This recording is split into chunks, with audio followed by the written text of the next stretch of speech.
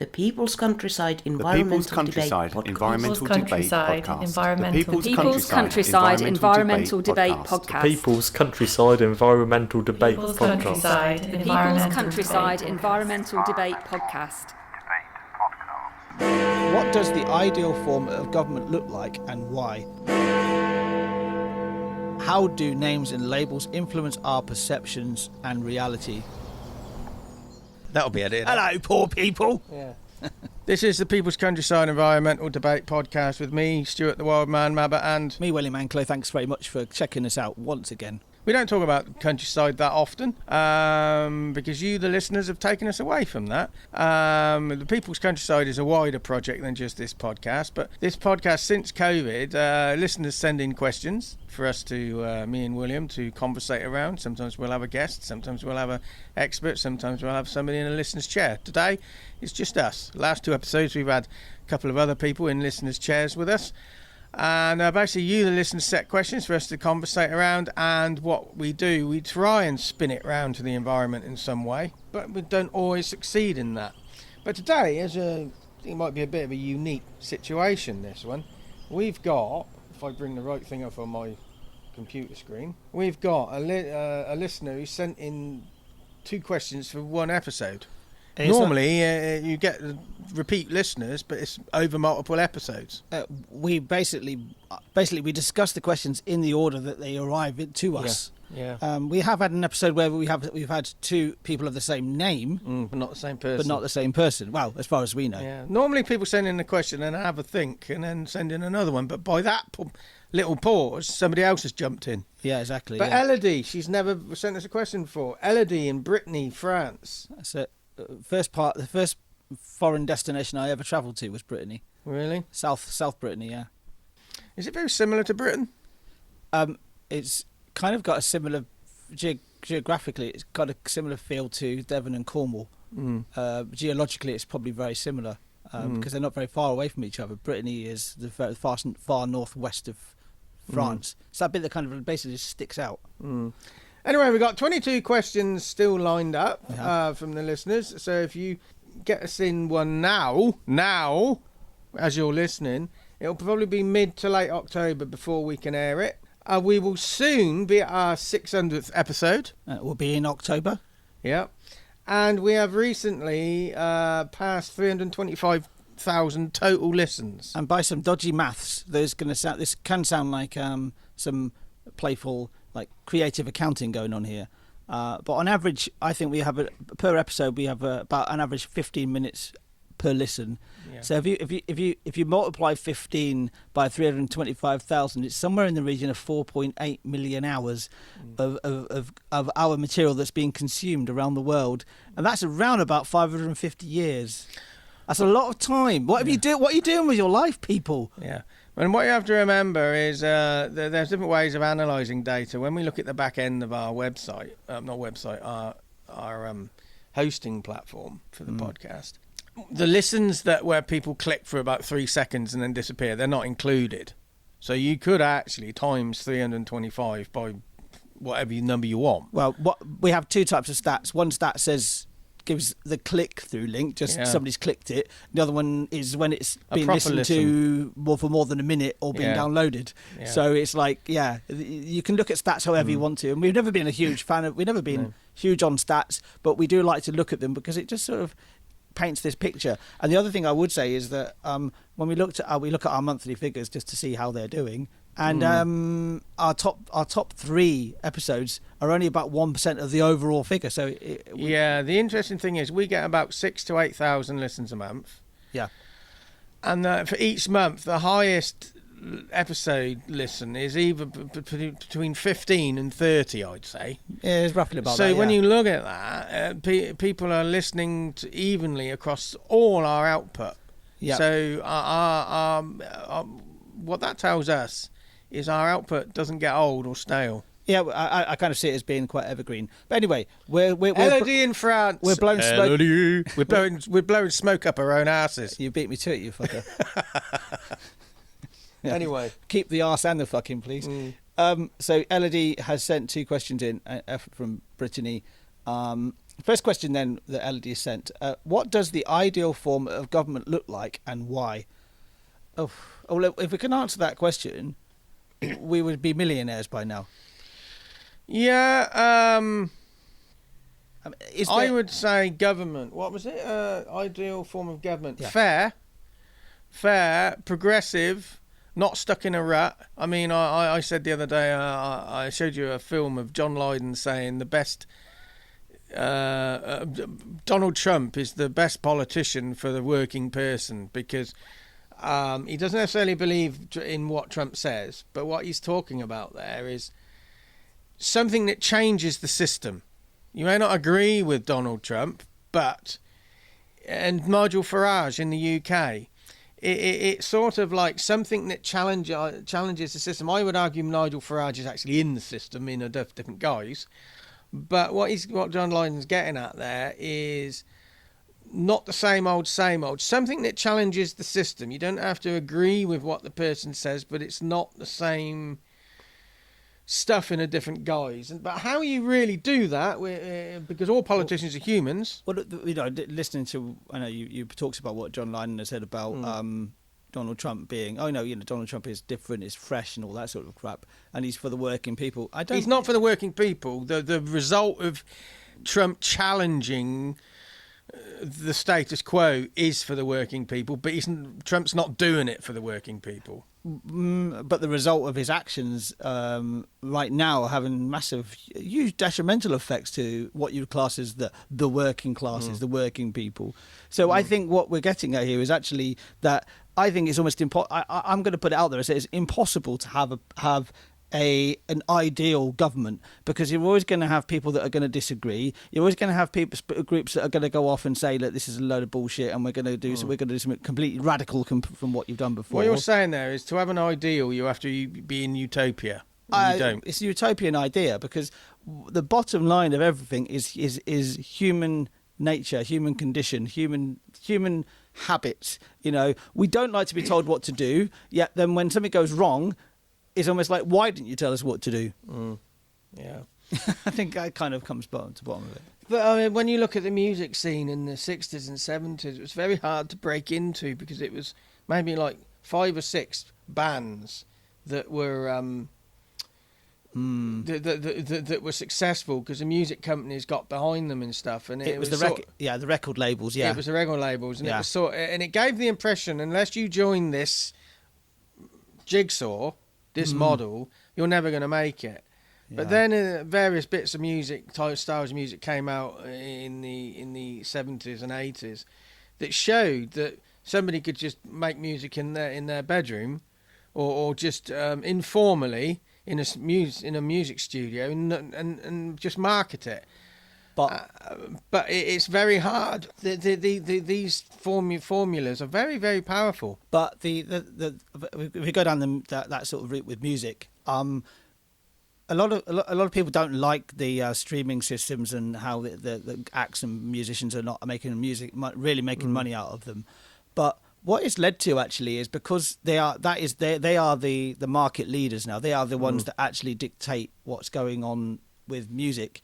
Where it used to be the record labels would dictate. If you think back to the 1970s, for example, there were lots of... The 70s was a great era of lots of new explorative music, because it came out of the 60s. There's a lot of exploratory music in the 60s, and it bloomed in the 70s. But it was still, even punk music, and this is why John Lydon walked away from the Sex Pistols, I believe, it was still controlled by the record labels. The Clash, in fact, released a song called Remote Control. They did because it was a reaction to a song, Complete Control. Sorry, so they didn't want the song Remote Control released, but the record label released it. So they created the song Complete Control because they had complete control over their creative output. Whereas now you get a lot more people who actually you can set up a studio in your room now, like we're doing with this podcast. You can set up your studio in your room and actually just make music in your room, and it doesn't matter what the record label thinks. You can get it out very, very simply, very easily, and get to an audience, which you weren't able to do in the 1960s and 70s, 80s and 90s. What's this got? This has got to do with the question. I've got no idea. Yeah, I mean, it's just sort of like you I think what it's got to do with the question is breaking out of the formula of how things work. And I do agree in the sense of Trump will shake things up, but ultimately I don't think he will. He shakes up he's shaking up the political world because he's got his own way of doing it, and everybody's kissing his ass. Well, no, they are, but they're not at the same time. Yeah, but so he's rattling the system. Whether or not the working person or any particular body benefits from that shake-up, I suspect the cream will still come to the top. Well, I would liken Trump to setting your house on fire to change the carpet. It's like that's what he's really doing. Yeah. He's challenging the establishment. No, he's not. He's not challenging the establishment at all. He's lining the pockets of his billionaire friends, backers. He's shying away from his links with Epstein now. He's trying to cover that up because he had very close links to Epstein. Yeah. So he's not doing that. I think if I go back to the ideal form of government, really what you should be looking for is, as we always say on this podcast, is balance. The best form of government is where you actually have strong leadership who doesn't shy away from making hard decisions, hard choices. Also having a strong opposition that is also willing to meet in the middle aisle between the 2 points. Because that's often where the good shit comes from, is in that reconciliation. They'll say, well, we'll vote for this if you just allow this. Or is there any good shit? Is shit just shit? Is shit just a waste product? Well, the good shit is basically actually trying to make our lives, generally the general population, include myself in that, as pain-free and simple as possible. I'll put my flag to the mast. I don't vote. And I don't think I'd vote for anybody.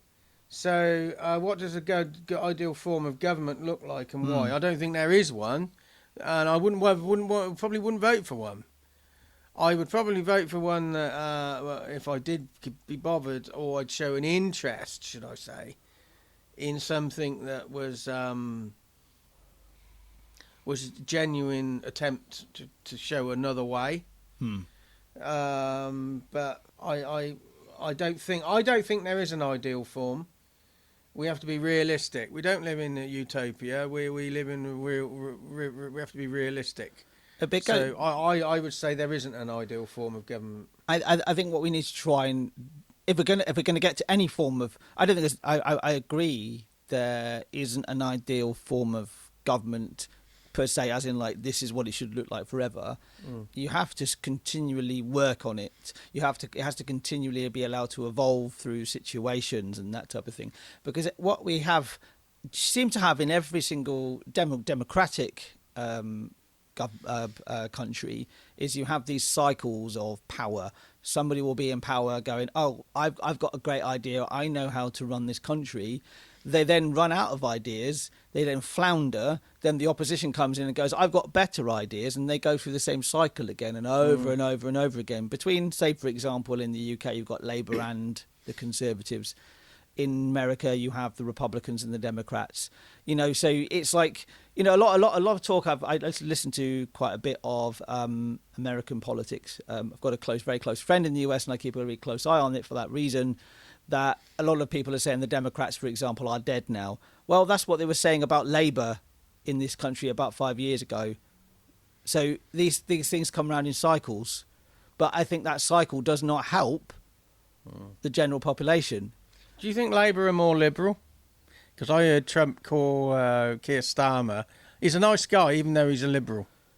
Well, but it's would you call him liberal? But it's all. But that's through a billionaire narcissist lens. Yeah. So that's from his own point of view. I don't know. I call him a fence sitter, which would probably be some people's definition of a liberal. But that's all I'm really willing to say about it. Not really that. In my opinion of Keir Starmer is not important to this point. So, so we agreed there is no ideal. Yeah, I think so. Yeah. Well, you can come. I think if the closest you can come to an ideal is just have a governmental system that is robust enough that stops these massive swings. How do you, in politics, then? How do you get give birth to a new normal? It's a good question. How do you think? I mean, you've asked that question. Well, I do agree in the sense of what John Lydon said about Trump. In the sense of, I'm not saying I fully agree, but I like the concept of, to change something, you need to. It needs to grate. It needs to really rattle in a genuine way to make real change. It needs to be stronger than the system that's in place at the moment to resist. But you've got to avoid change for the sake of it. Oh yeah, absolutely. Not for the sake of it, but like you're changing your kitchen every 3 years. Yeah, and it's sort of like, well, what you're changing is the understanding that things don't have to be this way. Yeah, but also knowing what the alternative to that is in the first place. Yeah, exactly. And the problem is the current system will always drown that out. So it's hard to see what the alternative would be because the current has a stronger voice because it's established. I think sometimes what you have to sometimes look at more. If you look at the politics in some younger countries, because they've been set up more recently. So if you think about British governmental procedure has been in place for almost a millennia in some respects. Hasn't been exactly the same, but Parliament's been around since like Richard I. It's been right back in time, and it's been procedures have come through that, and habits have come through those thousands of years. And the US has been around for over 250 years now, if my maths is right. So again, it's a long time. But if you look at countries, how Finland have got there. I think about Finland because I go to Finland quite a lot. They have a more representative government. It's not perfect, but it's more representative. I agree with what you're saying. Trump isn't actually that much different from what we have already, but I think he does show that he's different enough to rattle a few cages, but what he's really doing is actually exactly the same as the current. No, he is different to what other people have come before. He's a very different president to what any other president. But what he's doing is pretty much for the same reasons. Literally just burning things, and he's just burning the country in some respects. Yeah. So the key to it has to be a genuine different thing to make change. But Trump, he's doing it different in some ways, but what he's doing is pretty much exactly the same just in a different way. It's sort of like breaking up a jigsaw puzzle, throwing it up in the air and rebuilding it. Each time you will rebuild it in a different way, in a different order, but you're doing the same thing. Doing the same puzzle, yeah, exactly, yeah. Where actually what you really should be doing is the puzzle is complete, but just make sure you're maintaining the puzzle. Yeah, or there's always one piece missing that has an infinite number of shapes or alternative things that could fit in there. Yeah. That would be a true difference. I do like the fact we've touched on John Lydon, Donald Trump, and Keir Starmer in this episode. This is the most sort of, in some ways, I know I'm not going to say John Lydon is an overtly political person, but he has his opinions, doesn't he? But he's got political opinions. But it's the most political episode we've ever done of this podcast, because we're talking about, and I'll just say the question again: what does the ideal form of government look like, and why? I think our conclusion is there isn't really one. What is there an action for the environment? I would say my action is genuine change. If you want to change things, it has to be changed in a genuine way. I would also go to the point of, like, if you think about government as being it's almost like an activist group. It's a group of activists in some ways, isn't it? A government. In some ways. Yeah, because an activist is a person who has an ideal that wants to push this ideal in a very, very basic way. So activist groups, I mean, Extinction Rebellion or Greenpeace or whoever they are, I've always wondered what their actual goal is. because they always seem to be like don't seem to have got anywhere with what they're doing, and they would argue the different. They would argue absolutely, that. Absolutely. Because they have to but they're never justify their own existence. But they're never going to be perfect. No. So don't try and look for the ideal in if you're looking for a group yourself to join, find something that means something to you. It's like it means something to you, but don't look for ideal. Look for compromise, and look for just just to help that organisation thrive. And if you're wondering what the background or noise is going on, it's just my upstairs neighbour practising river dance in his bowling shoes once again. But the problem with this, though, Stuart, you live in a bungalow. It's obviously somebody on the roof. Yeah, he's worked as a fiddler. More like a jackdaw. Anyway, so the second question, Elodie, you're hogging the limelight. Hogging the whole limelight of this episode. So Elodie from Brittany in France, this is their second question, which is, how do names and labels influence our perceptions and reality? I think it does make a big difference in how you label something. And yourself. One thing I find really disturbing and jarring is how many things are referred to as feminine, a she, like hurricanes, ships, cars. I know somebody who, we won't say their name, but they fly a drone and they drone on a lot themselves. They call their drone her and she. And I'm like, how is it a she? It's a thing.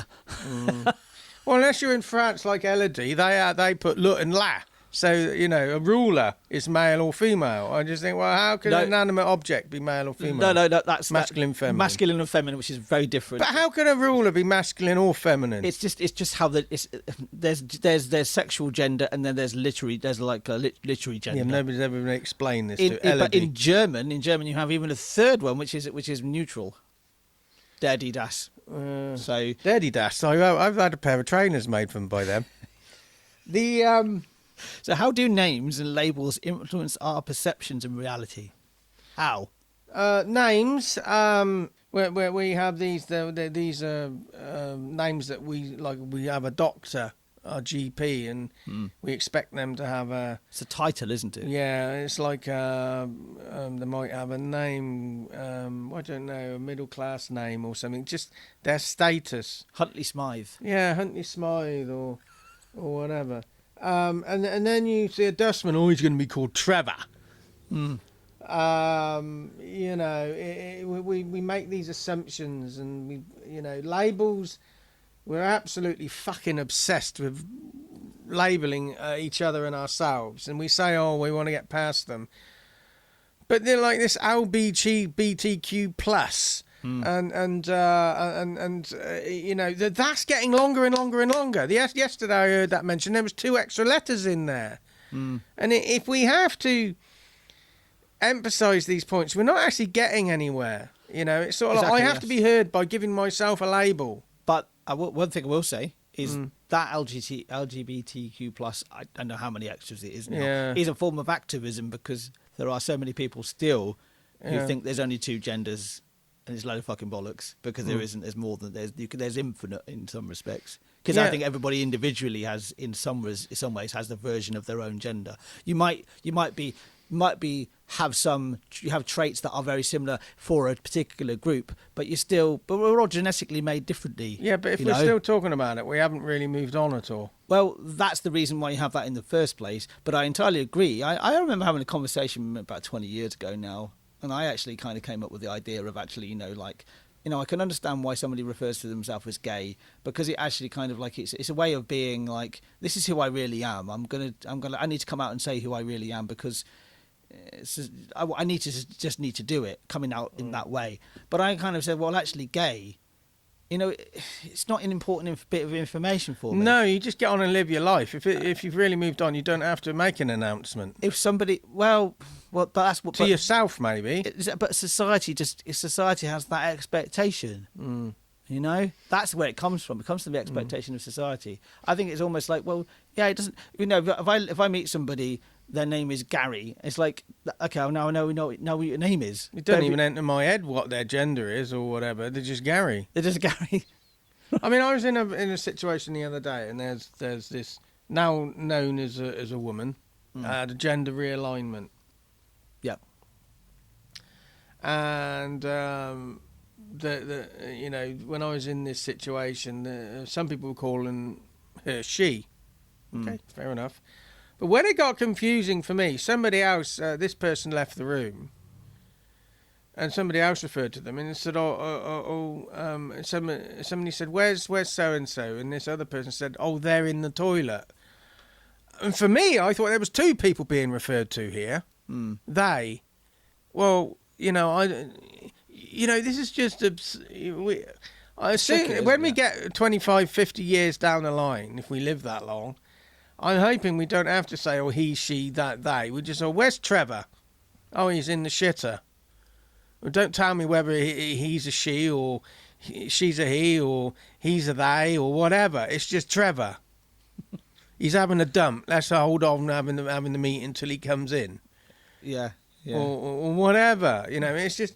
So for me, this question, it does rattle me slightly, is how do names and labels influence perceptions and reality? I don't know what reality is anymore, and I may be getting too old, but they say we grew up in a generation where you shouldn't label people or yourself, but now people are wanting to be labelled to be recognised. It's interesting, isn't it? So to me, are they recognising themselves? No, so I'm afraid it differently. Are they struggling to recognise themselves until society recognises them? I don't know. Labels and names, how does it influence our perceptions and reality? Well, it's confusing the fuck out of me. The other side, bang. The other side of labels. Explicit episode. It started off in an explicit episode, I feel. Labels is also, you know, if you take the label of immigrant is a label that's given to people, but also an immigrant can be known as an expat. It's like, so they're to me they're synonymous with each other. They're the same sort of person because they're somebody who has gone from country A to country B. That's it. I think labels and names expose a lot of hypocrisy in our systems. Yeah, because expat makes them sound cozy and they're there for the good, whereas immigrant can be used as a slur, you know, can be used as a negative. Oh, look at all these immigrants coming over here and sponging off the state, sort of thing. That type of thinking. So that is how it influences our perception, is how we actually use that language and how we use those phrases. But as we've said before, in an emergency, you want somebody to have a label, a title, a name, like a fireman, a police officer, so you know who to go to. You're very useful, yeah. So if somebody is, yeah, exactly. But you don't. For me, I prefer not to hear. Say I'm as a fire, right, and I want to know who's the trained fire officer.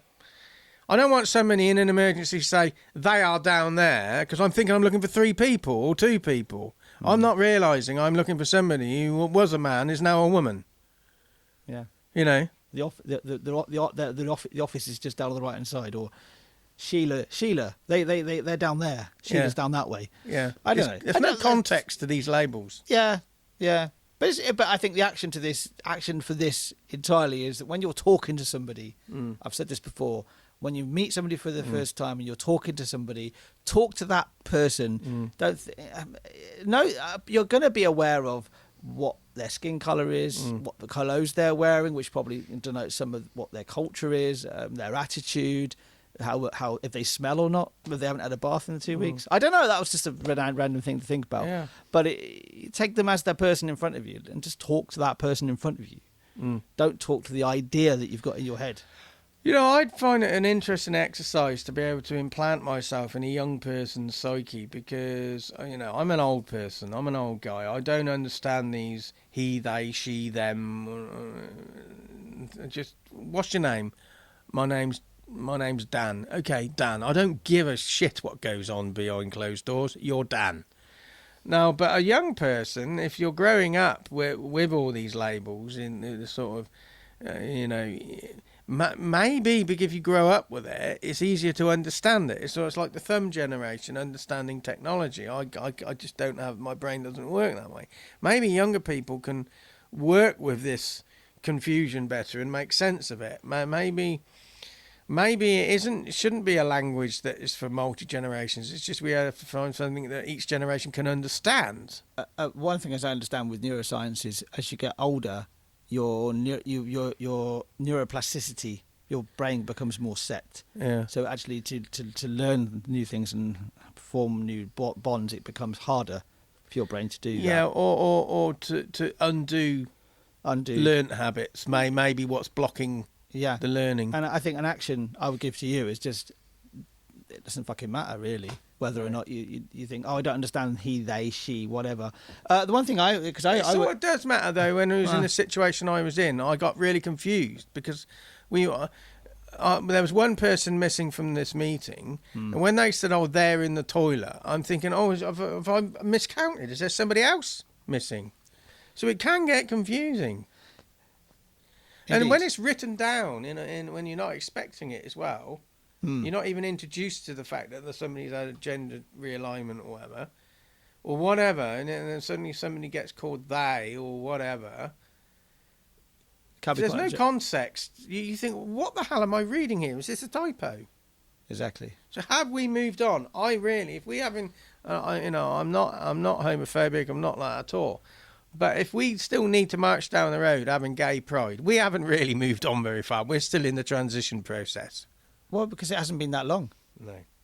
Wasn't that long ago where the homosexuality was actually illegal. Yeah. That's almost within, I wouldn't say within my lifetime, but it nearly is. Yeah. I'm 47. It's going to be like 50, it's going to be like 60 years, I think. Yeah. I don't know when homosexuality officially became wasn't illegal, which is insanity, really, when you think about it. One thing I always hear people say is like, "Oh, it's the 21st century. This shouldn't be happening." It's like, well, it is. Well, it is because we're flipping humans, and humans are just fucking weird people, weird things. Anyway, so next, thank you for your questions, Elodie. This has been slightly abrasive episodes. A little bit, yeah. This episode has been sponsored by Elodie from Brittany, in France. Next time we're going to have somebody in the listener's chair again, aren't we? We are. We won't say who it is because it could be somebody we've had before or somebody new. Somebody new.